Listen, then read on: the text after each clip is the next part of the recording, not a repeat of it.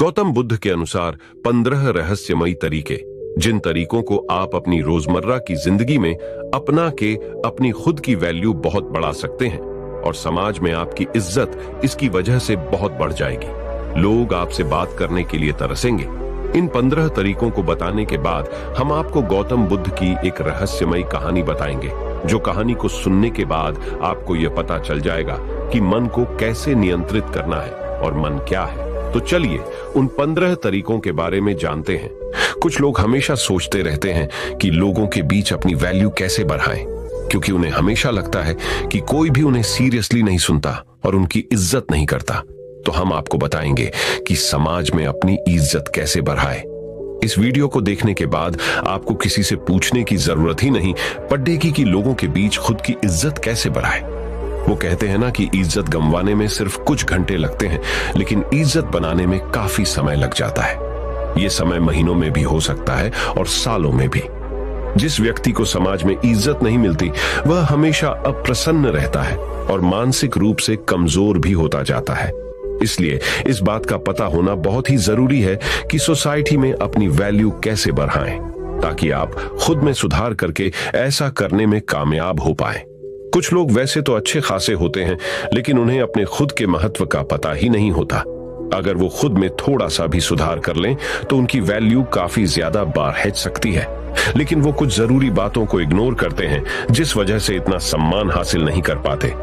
यहाँ हम आपको स्वयं की वैल्यू बढ़ाने के जो उपाय बताएंगे, उन्हें मानकर एक ऐसा आदमी भी अपनी खास इज्जत बना सकता है जिसमें फिलहाल कोई भी खूबी ना हो। किसी भी व्यक्ति को अगर सम्मान न मिले तो वह हीन भावना का शिकार हो सकता है। लेकिन जैसा कि हमने आपको बताया, इज्जत कमाने में समय लगता है। सिर्फ ये सोचने से कुछ नहीं होगा कि सोसाइटी में अपनी इज्जत कैसे बढ़ाए। आपको इसके लिए समर्पित होना पड़ेगा। चलिए जानते हैं कि अपनी खुद की वैल्यू बढ़ाने के लिए क्या करें। पहला उपाय, अपनी पर्सनैलिटी डेवलप करें। बेढंग तरीके से रहने वाले व्यक्ति को लोग कभी भी इतनी इज्जत नहीं देते। जो लोग साफ सुथरे और फिट रहते हैं, उन्हें लोग अलग ही नजरिए से देखते हैं। इसलिए सबसे पहले अपने व्यक्तित्व में सुधार लाने की कोशिश करें। अच्छी पर्सनैलिटी कैसे बनाएं? हमेशा नहाए धोए रहें, अच्छे कपड़े पहने और अपनी दाढ़ी व बालों को सेट करके रखें। सबसे पहली चीज आपका दिखावा ही होता है। आप चाहे कितने ही ज्ञानी क्यों ना हो, अगर ढंग से साफ सुथरे नहीं रहते तो लोग आपको इग्नोर करना ही बेहतर समझते हैं। इसलिए कोई आपकी इज्जत नहीं करता। तो चलिए बढ़ाते हैं हमारे दूसरे उपाय की तरफ। दूसरा उपाय, किसी से डरे नहीं। अगर आप सोच रहे हैं कि लोगों के बीच अपनी इज्जत कैसे बढ़ाए, तो आज से ही डरना छोड़ दें। आपको भगवान श्री कृष्णा की उस बात पर ध्यान देना होगा जब उन्होंने कहा था कि कोई आपको मार नहीं सकता, कोई आपका कुछ बिगाड़ नहीं सकता। बस आप कोई गलत कार्य ना करें। अपने अंदर के डर को कैसे दूर भगाए, आपको भी ठीक ऐसा ही करना है। आपको समाज को दिखाना है कि आपके अंदर किसी चीज को लेकर खौफ नहीं है। आप सत्य और न्याय के लिए हमेशा सच बोलने को तैयार हैं। खुद को मजबूत दिखाओगे तो अपने आप को ज्यादा सम्मान दिलवा पाओगे। निडर लोगों का लोग खुद सम्मान करते हैं। तो चलिए बढ़ाते हैं हमारे तीसरे उपाय की तरफ। तीसरा उपाय, हर समय उपलब्ध रहना छोड़ दीजिए। आपने एक बात जरूर सुनी होगी कि किसी भी जगह पर बार बार जाने से या किसी के लिए भी तुरंत हाजिर हो जाने से आदमी अपनी वैल्यू ही कम करता है। ऐसा होने पर लोग आपको ज्यादा महत्व नहीं देते। उनका यही सोचना होता है कि अरे उसे तो चाहे कभी भी बुला लो या फिर उसे बुलाने की जरूरत नहीं है, वो अपने आप आ जाएगा। मतलब ऐसी स्थिति में आपको कोई सीरियसली नहीं लेता। आज के जमाने में लोगों का थोड़ा वेट कराना बनता है, तभी वो आपका सम्मान करते हैं। तो चलिए बढ़ाते हैं हमारे चौथे उपाय की तरफ। चौथा उपाय, अपनी जुबान को पूरा करें। आज के दौर में बहुत ही कम ऐसे लोग पाए जाते हैं जो अपने द्वारा किए गए वादों पर खरे उतरते हैं। अगर आप सोच रहे हैं कि अपनी वैल्यू कैसे बढ़ाएं, तो खुद को ऐसा बनाइए कि लोग आप पर तुरंत विश्वास करने को तैयार हो जाएं। कहने का मतलब यह है कि अपनी जुबान को हमेशा पूरी कीजिए। आपने लोगों के सामने जो कुछ भी करने को एक बार कह दिया तो समझो कह दिया। अब आपको वो काम पूरा करवाना ही है। ऐसे व्यक्ति को लोग बहुत ज्यादा महत्व देते हैं और सभी उसकी इज्जत करते हैं। तो चलिए बढ़ाते हैं हमारे पांचवें उपाय की तरफ। पांचवा उपाय, सामाजिक कार्यों में बढ़ चढ़ कर हिस्सा लें। गांव या शहर के सभी लोग आपको कब पहचानते हैं? जब आप सामाजिक कार्यों में हिस्सा लेते हैं और वहां अपने काम के दम पर अपनी उपस्थिति दर्ज करवाते हैं। सोसाइटी में अपनी इज्जत बढ़ाने के लिए ऐसा करना बहुत जरूरी है। यही वो मौके होते हैं जब आप सब लोगों की नजर में आते हैं। लोग आपके काम से प्रभावित होते हैं और उनके मन में आपके लिए इज्जत बढ़ती है। जब भी गांव या शहर के लिए कोई धर्म का काम या लोगों की सेवा करने का मौका मिले तो जरूर करें। तो चलिए बढ़ाते हैं हमारे छठे उपाय की तरफ। छठा उपाय, समय का सदुपयोग करें। अगर आप जानना चाहते हैं कि अपनी एक अलग शानदार रेपुटेशन कैसे बनाएं, तो समय को खराब करना छोड़ TDH दें। हमने बहुत से ऐसे लोगों को देखा है जो अपने जीवन को इतने अनुशासन के साथ जीते हैं कि उनकी बराबरी करना मुश्किल है। यकीन मानिए, हर व्यक्ति ऐसे आदमी की इज्जत करता है। अगर आप अपने समय को यूं ही बकवासबाजी में खराब कर रहे हैं तो कोई भी आपको पसंद नहीं करेगा। सब आपके बारे में ताने ही मारेंगे। इसलिए खाली समय में भी कोई ऐसा काम करें जिससे आपको नहीं तो कम से कम किसी दूसरे को लाभ हो। तो चलिए बढ़ाते हैं हमारे 7वें उपाय की तरफ। 7वां उपाय, कामयाब बने। अगर आप किसी भी क्षेत्र में सफल हो जाते हैं तो लोग आपकी खुद ब खुद इज्जत करने लग जाते हैं। फिर आपको किसी से जानने की जरूरत ही नहीं कि अपनी इज्जत कैसे बढ़ाए, क्योंकि आज के दौर में लोग सिर्फ कामयाब लोगों की ही कद्र करते हैं। जीवन में सफल कैसे बने, आप चाहे कितने भी पढ़े लिखे क्यों ना हो, अगर आप सफल नहीं हैं, आपके पास कोई अच्छा जॉब नहीं है या आपका कोई बिजनेस नहीं है, तो लोग आपको पूछते तक नहीं है। इसलिए जितने भी युवा हैं वो सबसे पहले अपने करियर पर ध्यान दें। सफल हो गए तो लोग अपने आप रिस्पेक्ट करेंगे। तो चलिए बढ़ाते हैं हमारे 8वें उपाय की तरफ। 8वां उपाय, दूसरों से ज्यादा नॉलेज हासिल करें। अगर आप अपने मोहल्ले या गांव में सबसे ज्यादा सम्मान पाना चाहते हैं तो आपको अन्य लोगों की तुलना में ज्यादा ज्ञान हासिल करना होगा। आपको अपने आप को हर तरह से अपडेटेड रखना होगा ताकि जब आप बोलें तो सभी लोग ध्यान लगाकर सुने। इसके लिए आप टीवी पर न्यूज वगैरह देखते रहें और न्यूज़पेपर्स वगैरह पढ़ते रहें। जो व्यक्ति जितना ज्यादा ज्ञानी होता है उसे लोग उतना ही ज्यादा पसंद करते हैं। तो चलिए बढ़ाते हैं हमारे 9वें उपाय की तरफ। 9वां उपाय, बेबाकी से जवाब दें। आज वो दौर है जहां कमजोर व्यक्ति को तुरंत दबाने की कोशिश की जाती है। एक बार किसी से दबने के बाद वो बार बार आप पर कटाक्ष करने लगते हैं। उन्हें देखकर दूसरे लोग भी आपके मजे लेने लगते हैं। आपको ऐसा होने से रोकना होगा। स्मार्ट कैसे बने, अगर कोई आपसे मस्ती में आकर बात कर रहा है तो उससे आंख मिलाकर बेबाकी से जवाब दें, ताकि सामने वाला व्यक्ति और अन्य लोग तुरंत समझ जाए कि यह बंदा काबू में आने वाला नहीं है। आजकल अपनी इज्जत खुद करवानी पड़ जाती है। तो चलिए बढ़ाते हैं हमारे 10वें उपाय की तरफ। 10वां उपाय, अपने टैलेंट को शो कीजिए। कुछ लोग वैसे तो हर वक्त सोचते रहेंगे कि अपनी वैल्यू कैसे बढ़ाएं, लेकिन उसके लिए जो जरूरी कदम है वो नहीं उठाते। जी हाँ, लोग इज्जत करते हैं टैलेंट की, किसी व्यक्ति की नहीं। वो दौर गया जब आदमी की इज्जत की जाती थी। आज के जमाने में इज्जत हासिल करने के लिए आपको अपने अंदर छुपे हुनर को लोगों को दिखाना होगा, तभी तो लोग आपको खास समझेंगे। इसलिए आपके अंदर जितने भी अच्छे गुण और हुनर हैं उन्हें लोगों के सामने बाहर निकालिए। 11वां उपाय, अपनी सुख सुविधा पर खर्च करें। आजकल जमाना दिखावे का है। अगर आप सिर्फ पैसे कमाकर जमा करते रहेंगे लेकिन उनका उपयोग बिल्कुल भी नहीं करेंगे तो लोग आपको कंजूस कहेंगे। ऐसे में रिस्पेक्ट करना तो दूर, लोग आपको कंजूस कहकर आपका मजाक बनाते हैं। आपके पास पैसा है तो लालच करना ठीक नहीं। अपने पैसे से कुछ ऐसे काम करिए या ऐसी चीजें खरीदिए जिससे आप लोगों का ध्यान अपनी तरफ खींच पाए। अगर लोगों को लगेगा कि आप वाकई लाइफ को एंजॉय कर रहे हैं तो लोग आपके प्रशंसक बन जाएंगे। तो चलिए बढ़ाते हैं हमारे 12वें उपाय की तरफ। 12वां उपाय, महिलाओं की इज्जत करें। समाज में महिलाओं का भी स्थान होता है। अगर आप चाहते हैं कि अपनी अच्छी रेपुटेशन कैसे बनाएं, तो महिलाओं की इज्जत करना सीख लें। याद रखें, महिलाओं द्वारा की गई पब्लिसिटी बहुत ही जल्द आपके एरिया में फैल जाती है। अगर आप सभी महिलाओं की इज्जत करेंगे तो आपके गांव में बात फैलेगी कि आप वाकई एक सम्माननीय और अच्छे व्यक्ति हैं। वहीं अगर आप महिलाओं की नजर में गिर गए तो अपनी इज्जत बढ़ाने के बारे में सोचना भी मत, क्योंकि फिर यह काम लगभग असंभव हो जाएगा।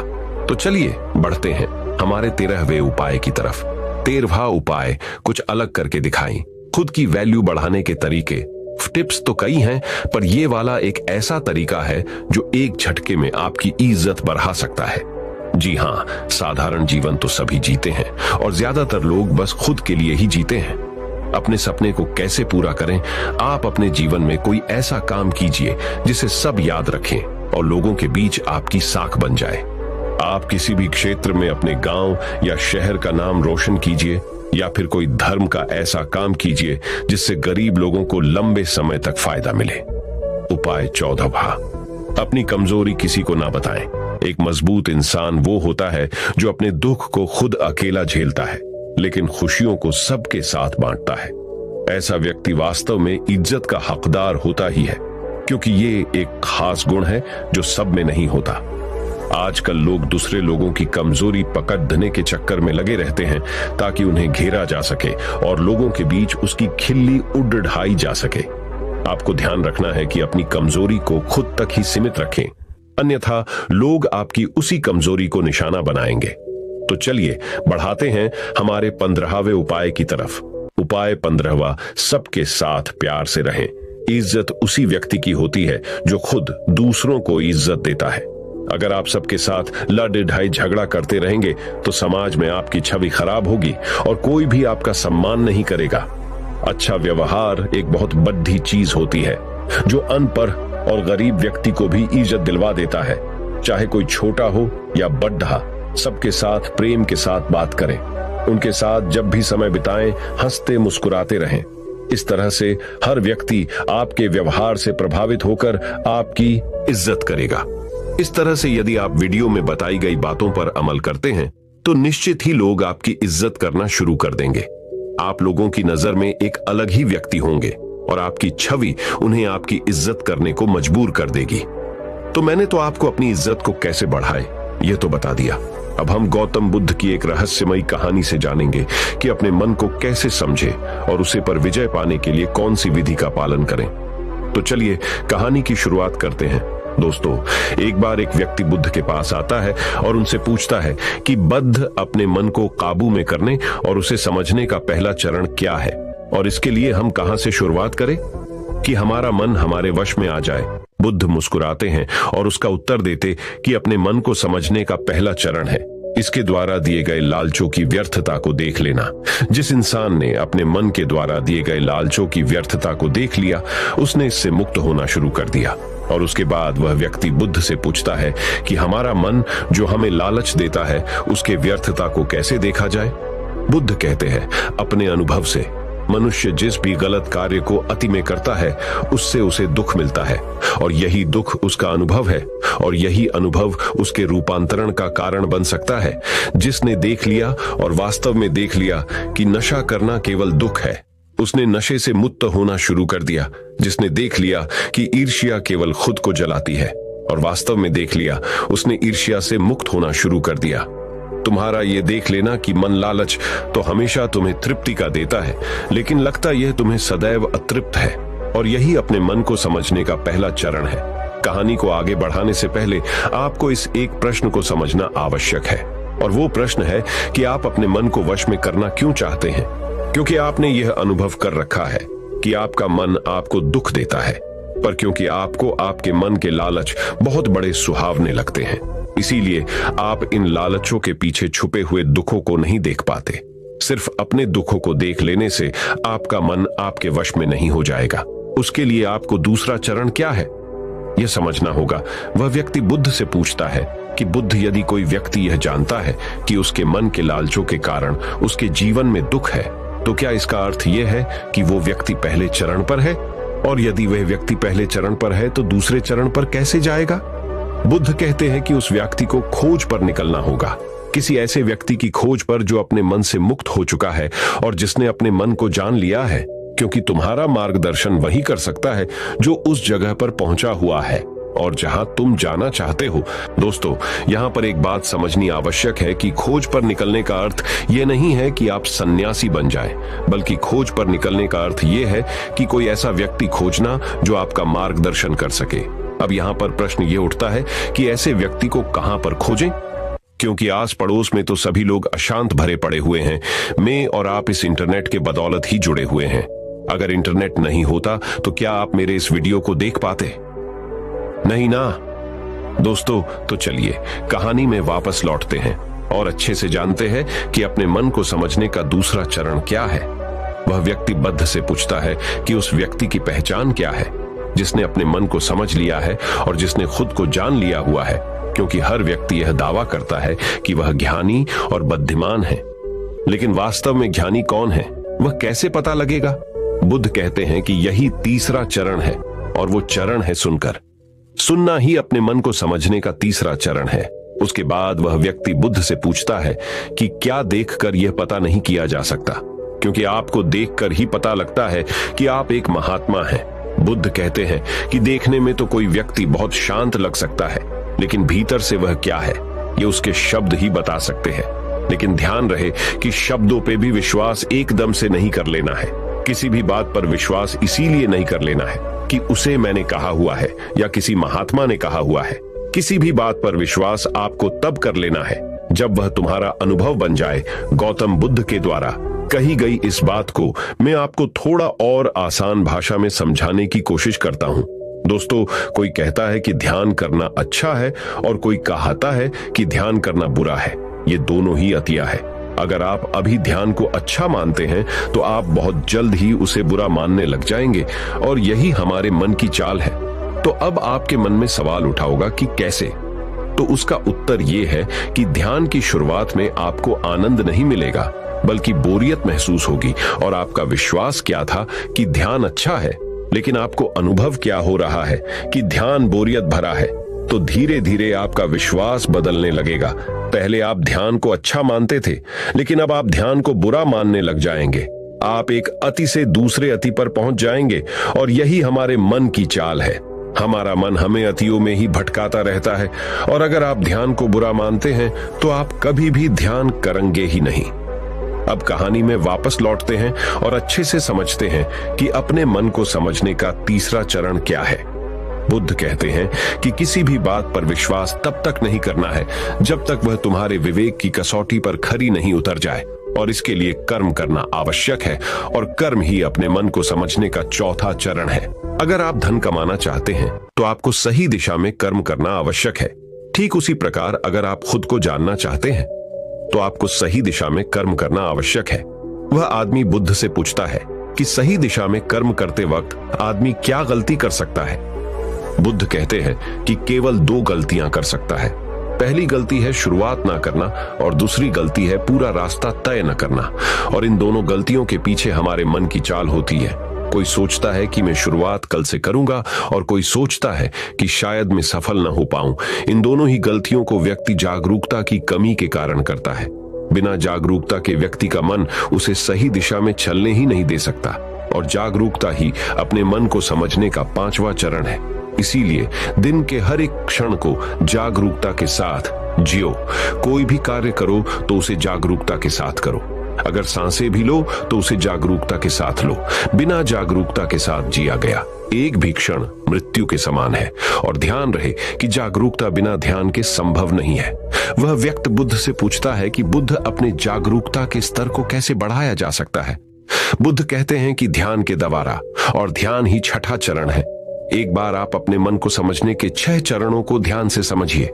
अपने मन को समझने के 6 चरण कौन कौन से हैं? चलिए जानते हैं। पहला चरण, थोड़ी जागरूकता के साथ ये देख लेना कि ये मन ही दुख के बीज बोता है। दूसरा चरण, किसी ऐसे व्यक्ति को खोजना जो मन से मुक्ति पाने का मार्ग बता सके। तीसरा चरण, सुनना। चौथा चरण, सुने हुए को कार्य में लाना। पांचवा चरण, जागरूकता, जिससे आप मार्ग से भटके ना। छठा चरण, ध्यान। यदि सीधे शब्दों में कहा जाए तो ध्यान ही वह नाव है जिस पर बैठकर मन रूपी नदी को पार किया जा सकता है। लेकिन ध्यान तक पहुंचने के लिए शुरुआती 5 चरण बहुत आवश्यक है। अभी आप कौन से चरण पर हैं? हमें नीचे कमेंट बॉक्स में कमेंट करके जरूर बताएं, क्योंकि दोस्तों हर ज्ञानी इन 6 चरणों से गुजरता ही गुजरता है। दोस्तों, अब जानते हैं कि अपने मन को अपना सेवक कैसे बनाए, एक सच्ची कहानी से। तो चलिए कहानी को शुरू करते हैं। एक बार एक राज दरबार में एक कलाकार आता है, और इस कलाकार की खासियत यह थी कि जब भी यह कलाकार अपनी कलाकारी दिखाता तो ऐसा कोई भी व्यक्ति नहीं होता था जो इसके कलाकारी को देखकर हंसे ना। बड़े बड़े राजा महाराजा इस कलाकार की कलाकारी को देख हंसते हंसते लौट पौट हो जाते थे। लेकिन इस बार वह कलाकार एक गंभीर राजा के दरबार में था, इसीलिए लोगों को यह संदेह था कि कहीं वो इस बार असफल न हो जाए। वह कलाकार अपनी कलाकारी दिखानी शुरू करता है और वही होता है जो हर बार से होता आ रहा था। राजा का हंसते हंसते बुरा हाल हो जाता है। वह राजा उस कलाकार को कलाकारी देख इतना प्रसन्न होता है कि वो इस कलाकार को मुंह मांगा इनाम देने के लिए तैयार हो जाता है। हमें यह बात हमेशा याद रखनी चाहिए कि अधिक खुशी में लिए गए फैसले अक्सर गलत साबित होते हैं। राजा उस कलाकार से कहता है कि मांगो जो भी तुम मांगना चाहते हो, मैं तुम्हारी कलाकारी से बहुत प्रसन्न हूं। वह कलाकार कहता है कि क्षमा करे राजन, पर मैं जो भी मांगूंगा शायद आप वो दे न पाए। राजा अपने आसन से खड़ा होता है और कहता है कि अब तुम मेरी प्रसन्नता को क्रोध में बदल रहे हो। क्या तुम्हें मेरी द्वारा कही गई बात पर संदेह है? अब राजा अपने अहंकार को बीच में ले आता है और जहां भी अहंकार बीच में आ जाता है वहां काम बिगड़ना निश्चित है। फिर वो कलाकार राजा से कहता है कि नहीं नहीं राजन, मुझे क्षमा करें, मेरे बोलने का मतलब ये नहीं था, बल्कि मैं तो बस ये कहना चाहता था कि आप इस बात को फिर से एक बार दोहरा दें। फिर उसके बाद राजा कहता है कि मैं तुझे वचन देता हूं कि जो भी तू हद में रहकर मांगेगा वह तुझे जरूर मिलेगा। उसके बाद वह कलाकार कहता है कि तो ठीक है, आप मुझे 24 घंटों के लिए आपके राज्य का राजा बना दीजिए। उस कलाकार की बात सुन राजा मन ही मन सोचता है कि अच्छा है, मैंने इसे हृदय में रहकर मांगने को कहा था, वरना ये तो हमेशा के लिए राजा बनता। वैसे तो 24 घंटे कोई बड़ी बात नहीं है। और उसके बाद राजा सोच समझकर उस कलाकार से कहता है कि ठीक है, अगले 24 घंटे के लिए मैं तुम्हें राजा घोषित करता हूं। राजा बनने के 1 घंटे के अंदर ही वह कलाकार, जो कि अब राजा बन चुका था, वह पुराने राजा को फांसी पे चढ़ा देता है और दूसरे घंटे में वह पुराने राजा के सभी भरोसे मंद लोगों को हटाकर अपने भरोसे मंद लोगों को रख लेता है। आप में से बहुत सारे लोग उस राजा को मूर्ख समझ रहे होंगे, परंतु मैं आपको बताना चाहता हूं कि वह राजा कोई और नहीं बल्कि आप है और वह कलाकार आपका मन है। आपका मन आपको थोड़ी सी खुशी क्या दे देता है कि आप उसके पीछे पीछे हो लेते हैं। जो वही कहता है वही आप करते हैं और बाद में आपके हाथ में केवल पछतावा ही लग जाता है। किसी भी चीज का मजा लेना समस्या नहीं है, बल्कि इस मजे में ही डूबकर अपनी सूध बूध खो देना समस्या है।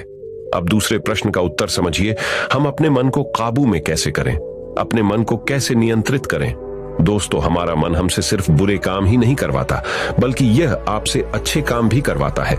मैं आपको एक उदाहरण देकर समझाता हूं। जब आप ईर्ष्या का सहारा लेते हैं तब आपका मन बुरे काम करता है, और जब आप क्रोध का सहारा लेते हैं तब आपका मन बुरे काम करता है। जब आप मोह, अहंकार और लालच जैसे बुरी चीजों का सहारा लेते हैं तब आपका मन आपसे बुरे काम करवाता है, और जब आप प्रेम, दया और कुतजता जैसी अच्छी भावनाओं का सहारा लेते हैं तब आपका मन अच्छे काम करता है। इसलिए समस्या मन नहीं है, बल्कि मन का इस्तेमाल किस तरह से किया जा रहा है। यह समस्या है गौतम बुद्ध ने जागरूकता को इतना महत्वपूर्ण इसलिए बताया हुआ है क्योंकि जागरूकता के द्वारा ही अपने मन को नियंत्रित कर सकते हैं। मन को नियंत्रित करने का मतलब यह नहीं है कि आपके मन में नेगेटिव विचार आने ही बंद हो जाए। मन को नियंत्रित करने का सही मतलब यह है कि आपका कोई भी विचार आपको विचलित ना कर पाए। विचलित होने का अर्थ सिर्फ परेशान होना नहीं है, बल्कि खुश होना भी होता है। बहुत ज्यादा खुश होना समस्या नहीं है, परंतु उस खुशी में कोई निर्णय लेना समस्या है। उदाहरण, किसी से कोई वादा कर देना। ठीक उसी प्रकार बहुत ज्यादा दुख होना समस्या नहीं है, बल्कि इस दुख के कारण कोई निर्णय लेना समस्या है। उदाहरण, आत्महत्या करना। अगर आप बड़े जागरूकता के साथ ये देख पाए कि सुख और दुख, इन दोनों की अति में कोई भी निर्णय लेना दुख और पीड़ा को जन्म देता है, तो आप आंख बंद करके सुख के पीछे नहीं भागेंगे, और अगर आप सुख के पीछे नहीं भागेंगे तो दुख आपके पीछे नहीं भागेगा, क्योंकि ज्यादातर लोग जिसे सुख समझते हैं वह दुख की परछाई है। अब लोग इस बात का यह अर्थ निकाल लेंगे कि हमें सुख का आनंद नहीं लेना चाहिए, जबकि यह निष्कर्ष बिल्कुल गलत है। अगर आप सुख और दुख, इन दोनों की अति में कोई निष्कर्ष नहीं निकालते हैं तो आप वही रहते हैं जहां आपको रहना चाहिए, मध्य बिंदु पर, जिसकी बात हर बार बुद्ध कहते हैं। मैं आपको मन के बारे में एक खास बात बताता हूं। आपको ऐसा कब लगता है कि आपको अपने मन को वश में करना चाहिए? मैं आपको बताता हूं, जब आप वो काम कर रहे होते हैं जो काम करना आपके लिए सही नहीं होता है।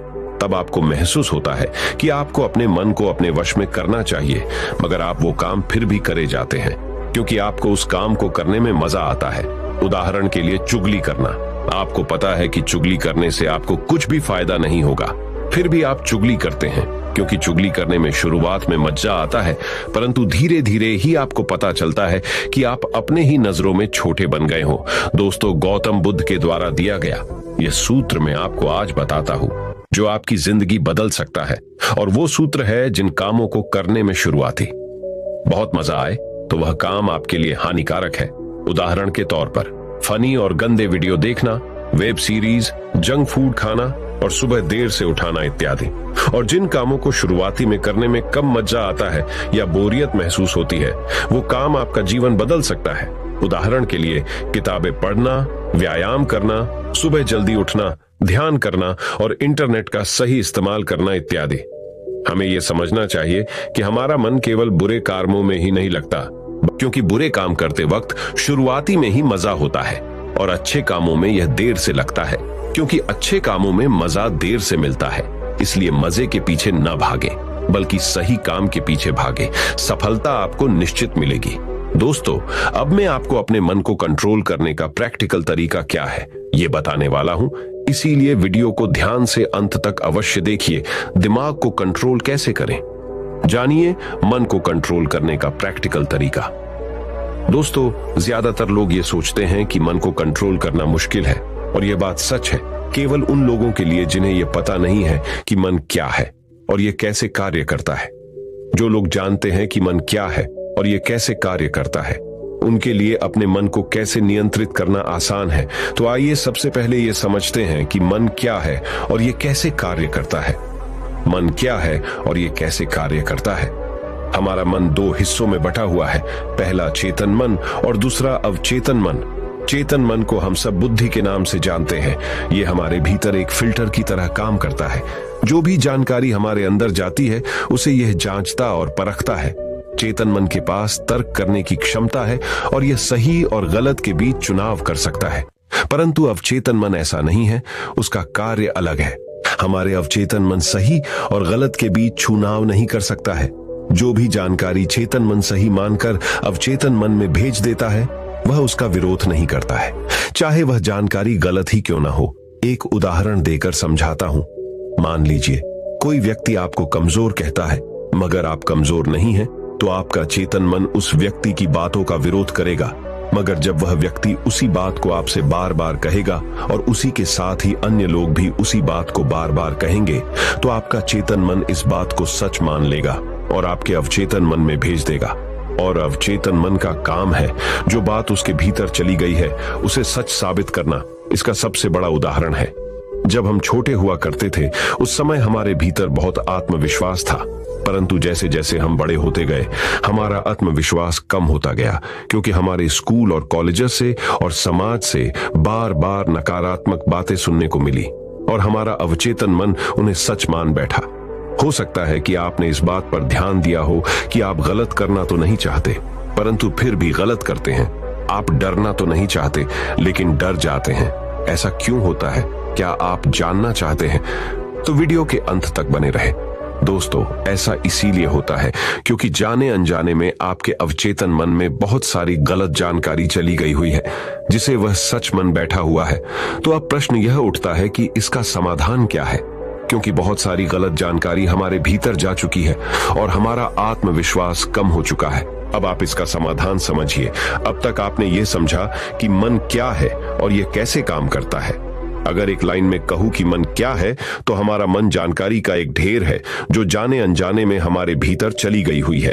अब हमें सबसे पहले यह समझना होगा कि चेतन मन जानकारी लेता कहां से है, वे कौन से द्वार है जहां से जानकारी भीतर प्रवेश करती है। अपने मन को कंट्रोल करने के उपाय और समाधान हमारे अंदर जानकारी जाने के 5 द्वार है, और वो है आंख, कान, नाक, जीभ और त्वचा। इन्हें हम 5 इंद्रियों से भी जानते हैं। बहुत सारी गलत जानकारी हमारे भीतर जाने के कारण हमारा मन हमारे वश में नहीं है। अगर हम अपने मन को अपने वश में करना चाहते हैं तो हमें बहुत सारी सही जानकारी इस मन को देनी होगी। कम से कम उतनी सही जानकारी जितनी गलत जानकारी हमारे भीतर पहले से पड़ी हुई है। सही जानकारी और गलत जानकारी के बीच का अंतर समझिए। सही जानकारी वो है जो आपको आपके लक्ष्य की तरफ ले जाए और गलत जानकारी वो है जो आपको आपके लक्ष्य से भटकाए। उदाहरण से समझिए कि एक सन्यासी का लक्ष्य आत्मज्ञान है और आत्मज्ञान के लिए ध्यान करना आवश्यक है। अगर कोई चीज उसे ध्यान करने से रोकती है तो वह उसके लिए एक गलत जानकारी है। एक और उदाहरण देकर समझाता हूं। मान लीजिए कि आपको एक गायक बनना है, तो गायक बनने के लिए रियाज करना बहुत जरूरी है। अगर कोई चीज आपको रियाज करने से रोक रही है तो वह आपके लिए एक गलत जानकारी है। तो अपने मन को कंट्रोल करने के लिए आपके पास एक लक्ष्य का होना बहुत जरूरी है, क्योंकि अगर आप अपने मन को कहीं पर जाने से रोक दोगे तो उसे कहीं पर तो भेजना भी तो पड़ेगा। अगर आपके पास लक्ष्य है तो आपको सबसे पहले क्या करना है, ये ध्यान से समझ लीजिए। सबसे पहले इस चिंता को छोड़ दीजिए कि कितनी गलत जानकारी आपके भीतर जा चुकी है। आपको बस इतना करना है कि आपके 5 द्वारों पर, यानी कि जहां से जानकारी भीतर प्रवेश करती है, वहां पर जागरूकता का पहरा लगा देना है। कोई भी जानकारी आपके भीतर अनजाने में प्रवेश ना करे। पहरा लगते ही आपको बैलेंस में झूठ जाना है। अब आप ये सोच रहे होंगे कि बैलेंस किस चीज का? बैलेंस आपको नकारात्मकता और सकारात्मकता के बीच में करना है। नकारात्मकता आपके भीतर पहले से ही मौजूद है, अब बस आपको सकारात्मकता को भरनी है। आपको एक बात जान लेनी चाहिए कि सकारात्मकता नकारात्मकता को मिटा देती है, जिस प्रकार रोशनी अंधेरे को मिटा देती है। ये तो बस कहने की बात है कि आपको बैलेंस करना है। सच तो यह है कि जब आप अपने भीतर सकारात्मकता भरने लगेंगे तो आपके अंदर की नकारात्मकता उसी समय मिटने लग जाएगी। दोनों के बीच का बैलेंस होने का तो अवसर ही नहीं आएगा। यहाँ पर प्रश्न यह निर्माण होता है कि सकारात्मकता को कहां से लाए। तो इसके बहुत सारे तरीके हैं। पहला तरीका यह है कि आप अच्छे लोगों की संगत करिए और उन्हें ऑब्जर्व करके उनसे सीख सकते हैं। अब ये सही लोग आपके पास हो सकते हैं या नहीं भी, आप इंटरनेट, बुक्स और वीडियोस के द्वारा इनकी संगत कर सकते हैं। उदाहरण के लिए अगर आप बुद्ध की संगत करना चाहते हैं तो आप उनके ऊपर लिखी हुई किताबों को पढ़कर और ऑडियो टेप सुनकर उन्हें समझ सकते हैं। ध्यान रहे, हमेशा ऐसी चीजें पढ़े, सुने और देखे जो आपकी लक्ष्य से जुड़ी हुई हो। जब आप लगातार अपने भीतर अपने लक्ष्य से जुड़ी अच्छी जानकारी भेजते हैं तो आपके अंदर की नकारात्मक जानकारी को धोकर साफ करती है। अभी हमारा मन गलत जानकारी में उलझा हुआ है जो अनजाने में हमारे भीतर चली गई हुई है, जिसके कारण हम अक्सर कहते हैं कि हमारा मन हमारे वश में नहीं है और हमारा मन किसी भी काम में नहीं लगता है। हमें यह समझना चाहिए कि मन हमारा है, हम मन के नहीं है। वही सुनो जो आपके लक्ष्य से जुड़ा हुआ है, वही देखो जो आपके लक्ष्य से जुड़ा हुआ है, और वही पढ़ो जो आपके लक्ष्य से जुड़ा हुआ है, वही करो जो आपके लक्ष्य से जुड़ा हुआ है। मैं आपको एक उदाहरण देकर समझाता हूं। अगर आपका लक्ष्य खिलाड़ी बनना है तो आपको वही चीजें खानी चाहिए जो आपको खिलाड़ी बनाए। मन पर नियंत्रण रखने के लिए इंद्रियों पर संयम आवश्यक है और संयम के लिए अनुशासन आवश्यक है और अनुशासन के लिए एक सही निर्णय आवश्यक है जो आपको अभी लेना है। तो दोस्तों, उम्मीद करता हूं कि खुद की कीमत कैसे बढ़ाएं, उनके टिप्स और अपने मन को कैसे नियंत्रित करें, इस पर गौतम बुद्ध की कहानी आपको पसंद आई होगी। तो इस वीडियो को जितना हो सके उतना अपने दोस्तों के साथ शेयर कीजिए और हमारे चैनल को सब्सक्राइब कीजिए और इस वीडियो को एक लाइक कीजिए। आपका इस वीडियो को देखने के लिए बहुत बहुत धन्यवाद। नमो बुद्धाय।